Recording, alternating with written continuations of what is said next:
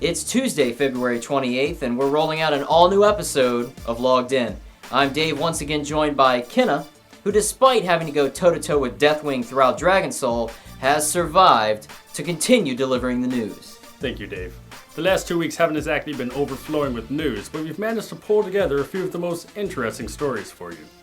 With the Mists of Pandaria expansion around the corner, Blizzard is rolling out the changes early to give players time to adjust.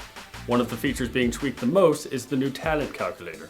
As some of you may remember, the talent system is being completely revamped to allow deeper player decision making while removing some of the no-brainer options.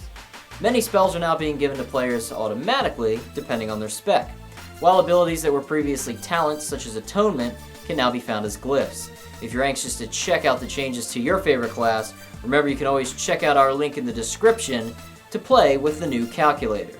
Was that TI-85? Getting back to more current events, Blizzard is continuing their gradual nerfing of Dragon Soul by increasing the scaling buff they introduced last month. Similar in nature to the scaling Ice Crown buff, this is intended to make the zone and encounters easier over time, allowing more and more players to progress. This week the buff bumps up to 10% from its previous 5%. This should certainly help more players bring the fight to Deathwing's door before the expansion ends. Of course, if raiding isn't really your thing, Blizzard is increasing its inventory at the Blizzard Pet Shop, recently adding a brand new mount to its impressive lineup. Part of the aspects is a new dragon flying mount available to adventurers with a little spare pocket change looking to take to the skies in style. If your interest has been successfully piqued, head on over to the Blizzard Pet Store to acquire one of these amazing mounts. Remember that purchasing one will grant all characters in your account access to it, past, present, and future.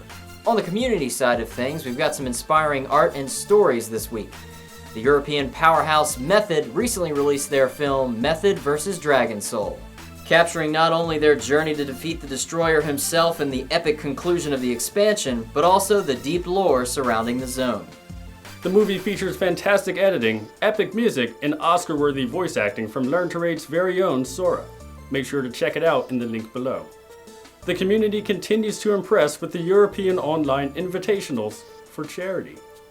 This event, organized by Athene, aims to reinvigorate the WoW PvP community while also raising big money for a worthy cause. All revenue from the tournament will be going to the Save the Children organization. The tournament takes place during the beginning of March, but players looking to give directly can head over to the donation site now. Again, check out the links below for more information.